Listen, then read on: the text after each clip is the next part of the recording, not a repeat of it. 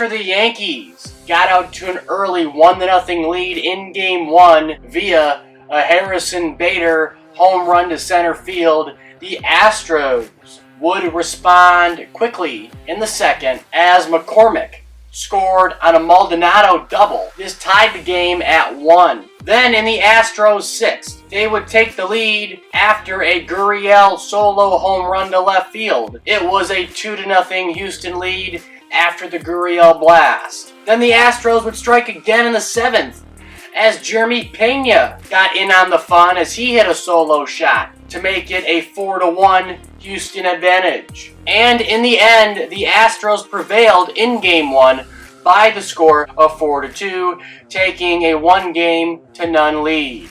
This time in Game 2, it would be the Astros who got on the board first via a home run from their third baseman Alex Bregman as he sent a ball into the Crawford boxes. Now the Yankees tried to claw their way back in the 4th as they put up 2 runs after a Rizzo RBI ground out to first base and a Torres RBI single to shortstop. However, in the end, the Astros were able to hang on and win the ball game by the score of 3-2, taking a 2-0 lead. Moving on to Game 3, once again it was the Astros who struck first via the long ball as Chas McCormick sent a 2-run shot over the right field wall in the top of the 2nd. Then Houston added 3 more runs in the 6th after Trey Mancini hit a sac fly to left field that scored Bregman. And then Christian Vasquez singled home Tucker and Gurriel. It was a 5-0 Astros lead after 5.5. And that's how Game 3 would end. The Astros won the game in a 5-0 shutout over the Yankees. As we move on to Game 4, it was the Yankees who got on the board early after Stanton drove in the first run, Torres drove in the second run, and Rizzo drove in the third run, making it a 3-0 Yankee advantage early. However, the Astros quickly came back and tied the game on just 1 swing from their breakout star, Jeremy Pena, as he sent one over the left field wall. Then, the Astros took the lead 4-3 after Gurriel singled to right. This scored Alvarez from third base. Now, although New York did take back the lead for a moment following a Harrison Bader bomb in the 6th, Houston would come back yet again, thanks to back-to-back singles from Alvarez and Bregman in the 7th. It was a 6-5 Astros lead. And that's how the boys from Houston would wrap up the ALCS. The Astros would win Game 4 by that score of 6-5 and complete the sweep of the New York Yankees. That means they are headed to their 4th World Series in the last 6 years. Now finally, I want to go over the 2 managerial hires. Now first, I want to go over the Rangers hire as they brought on 3-time World Series champion Bruce Bochy.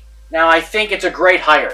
You know, he comes with a lot of experience. I know some may say, you know, he's old and this may be a Tony La Russa hire 2.0. But frankly, for me, I'd rather take experience over inexperience when it comes to making a managerial hire for an organization who needs to win now. Because the Rangers have not won. They have not won.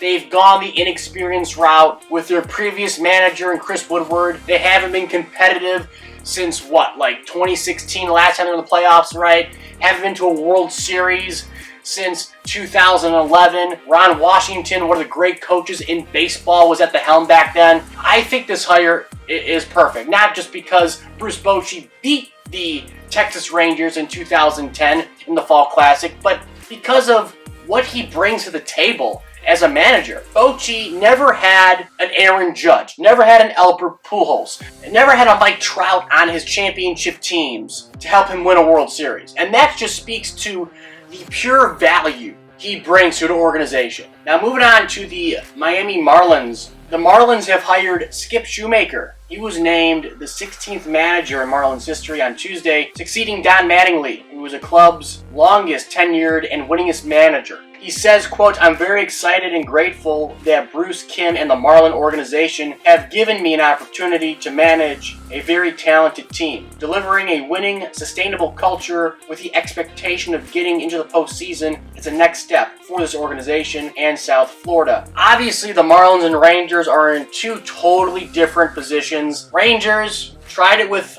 a new inexperienced guy, didn't work, brought in an old and experienced guy. Marlins had an old experienced guy, kind of worked, made it in 2020. Aside from that, it wasn't great. Yeah, he was the winningest manager in their history, but they haven't had a lot of great winning seasons consistently in South Florida. It's kind of amazing considering they won 2 World Series championships, in 2003 and 97. The last time they made the postseason, a full 162-game slate, was 2003. So, again, the Marlins have a weird history. They've won championships, but they haven't been winning consistently, and that's a problem. That's why they're bringing in this guy. Do I think he'll succeed immediately? No. I give him another 2-3 years until they make it into the postseason. I like the hires by the two teams here being the Rangers and the Marlins. And that's all I got. So don't forget to like, comment, and subscribe. Comment down below your thoughts. And as always, I'll catch you guys later.